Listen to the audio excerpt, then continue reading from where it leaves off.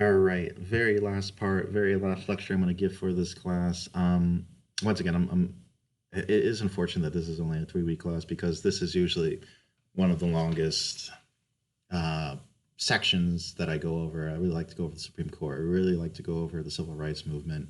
But obviously, time constraints leaves me with just tackling just some of the basic stuff, which is why obviously we're only really doing those two cases, Oberfeld versus Hodges and Scott versus Sanford for the Supreme Court. And now for civil rights, we're just going to go over some, just some basic movements, famous activists and how do I want to put it, leaders, civil rights leaders, right? Um, and uh, and how it's still impacting us today. So I'm gonna jump right into it. Hopefully, you guys all read or watched slash listened to Malcolm X Battle of the Bullet speech. Obviously, Malcolm X, big civil rights leader during the '60s.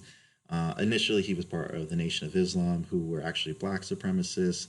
They rejected European religion. They did not want any racial mixing.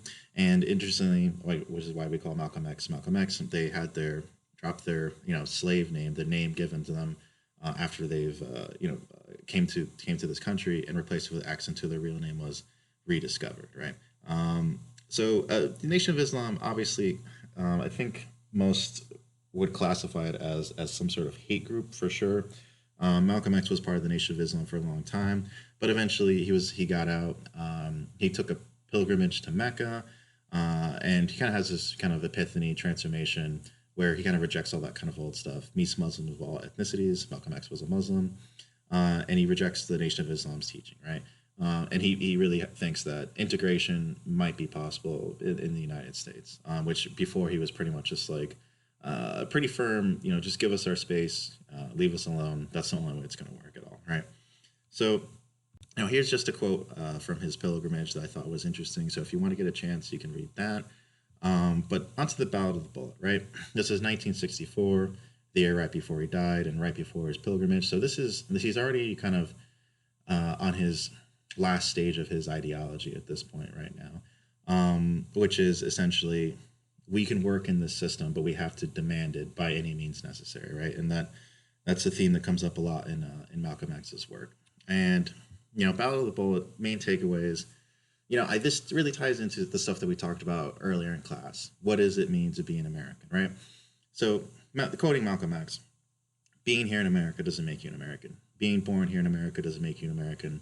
If birth made you an American, you wouldn't need any legislation. You wouldn't need an amendment to the Constitution. You wouldn't be faced with civil rights filibustering Washington, D.C. right now. So, when we talk about what it means to be an American, I think we talked a lot about what it means to be an ideal American, right? But also, what does it mean to be kind of like a second class citizen in the United States, right? And I think this country is still kind of, especially with the events of past week, I think this country is still certainly struggling with that right now. So Malcolm X speech, I think, more timely than ever. And obviously these are, I mean, I don't want to say less relevant, but it's been in the news the last over the past couple of years about stuff like anchor babies, Trump's Muslim ban, LGBTQ rights. Again, we just talked about Oberfeld versus Hodges. If you don't have the same rights as to get to marry as a straight couple, then you feel like you're missing kind of a part of what it means to be an American, right? It's such a kind of an institution in the society. So kind of just getting your brains thinking: are you an American only if the majority considers you to be? I think I think there's definitely something you can take away from that. So progress in civil rights. Malcolm X. I'm not going to read this whole quote, but he pretty much thinks that there's been no progress in civil rights throughout the 50s into the 60s, and he thinks there's actually been a reversal in civil rights, which I think one could honestly make the argument that there's been zero real progress in civil rights, and I laugh not because it's funny. I laugh because it's pretty sad. And so there are a lot of issues that are still relevant in his speech that he explicitly calls out. There are still major issues today. So, for example, I want to talk about New York. New York, obviously, humongous city, but has a massive discrimination, segregation problem, right? So there's obviously no de jure segregation, right? There's no law segregation, right? But if you look at the map, let me go to this map. This is a better one. There's essentially, you know, fully segregated communities in the city. The left map, population less than 10% black, you can see like it's huge swaths of the city, and then on the opposite spectrum, population less than 10% white, literally kind of just a yin yang. So there's not a lot of integration in the city, despite it's been how many years now? It's been at least 40 years since major civil rights legislation. I'm sorry, 60 years major civil rights legislation has passed. 1965, I think.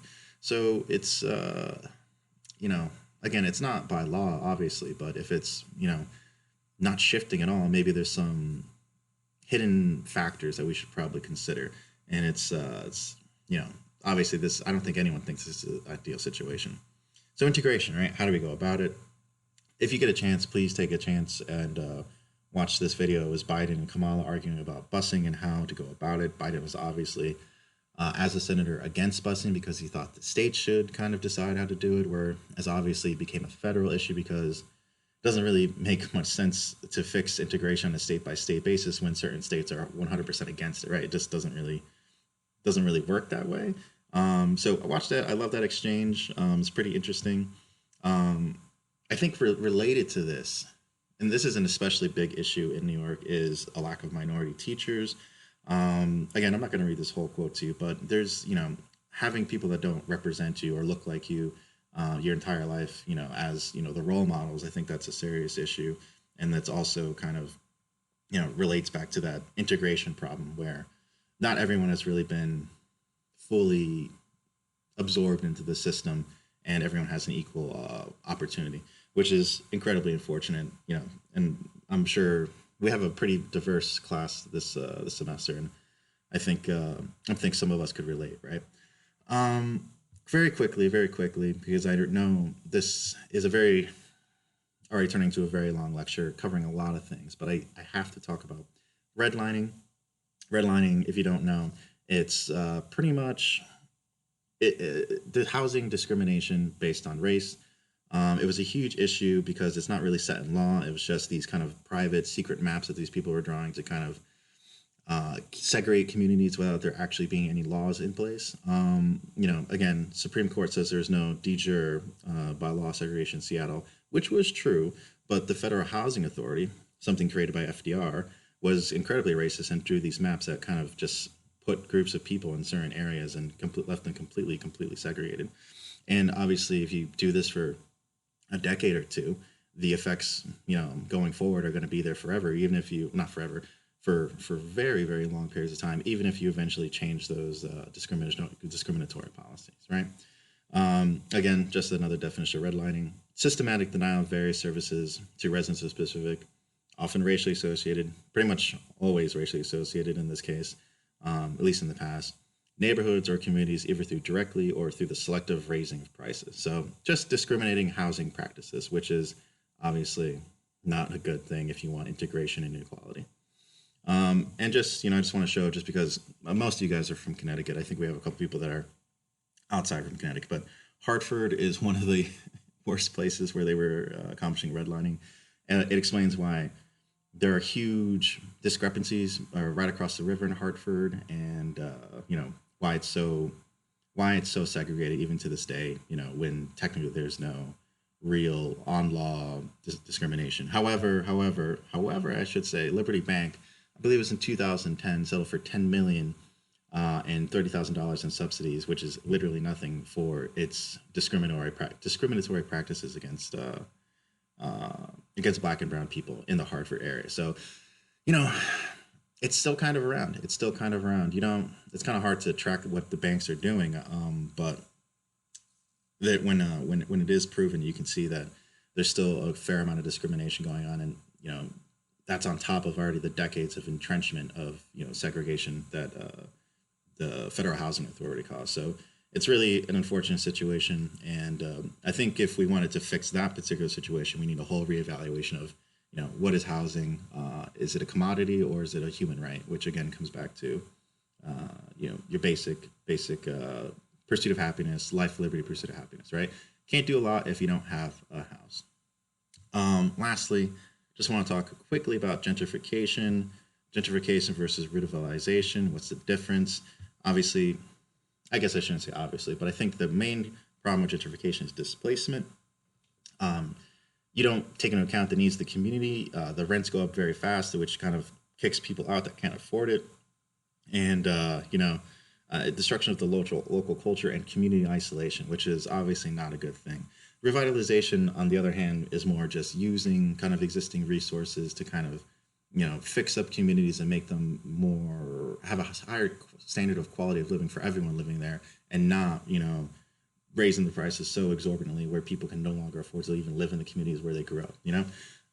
So I just think that's an important issue that is also contributing to you know obviously not by law segregation, but de facto segregation. Um, Anything else I want to talk about? I think you guys should maybe check out these slides really quick. I will just speak on Frantz Fanon. He is a major influence on Malcolm X and other civil rights, and he was pretty much always saying that violence is sometimes necessary in order to accomplish in order to stop being discriminated against, in order to acquire one's civil rights, which obviously influenced Malcolm X very heavily and quite a few other civil rights leaders. And he's a very famous political scientist, and I suggest maybe you take a look into him. I wish I could go more into this, but there's simply simply no way. But I would love to talk about it more if you guys want to in our little final exam presentation if you want to learn more. Just a couple other slides. Black Panthers, obviously founded in Oakland, California. Obviously also influenced by Frantz Fanon. Not using violence directly, but just challenging the authority in order to kind of create more equality, right? And also, this is never really talked about in any political science class that I've ever seen, but Black Panthers were the first to start putting free lunch in schools, which eventually the federal government kind of shut them down completely, took it away, and then established it nationwide. So Black Panthers came up with that. I think you get to deserve credit for that. I think that's all I want to talk about for now, because some of the stuff that I put in here for last semester, I think it's a little bit more well known, especially after the Black Lives Matters movement and the civil unrest that's been going on in this country. MLK has been quoted time and time and again, and you can look at these quotes that he has, and based on, I think, the perception that many people have of Martin Luther King, you wouldn't think that it was him that wrote these or said these, but Martin Luther King, he was a socialist, he was a radical, but it's kind of not really talked about in this country really whatsoever. It's definitely taken away, and usually in this class, what I show is it's a pretty I'd say notorious commercial now, and I watched it in the Super Bowl. I think maybe it was 3 or 4 years ago, where I believe it's a GMC. I know it wasn't Ford. It was some sort of car company commercial using Martin Luther King's words in order to sell the trucks, and it's just so out of place and just tone deaf, and it really kind of sums up the state of this country. And this was also during the time where Kaepernick was kneeling as well. So I highly suggest you guys look it up on YouTube. But anyway, I think that's enough for today. I'm sorry that this is so abridged. Again, usually this is 2 weeks worth of class, but I kind of have to jam it into one. But if you want any more explanation on any of these particular things, I'm available. But I just wanted to get to the main points, the major things that I want you guys to think about. Hopefully you enjoyed the readings, and we can have one last great week of discussion. All right, that's it for me. Take it easy, guys. I will see you on Wednesday when I watch your responses.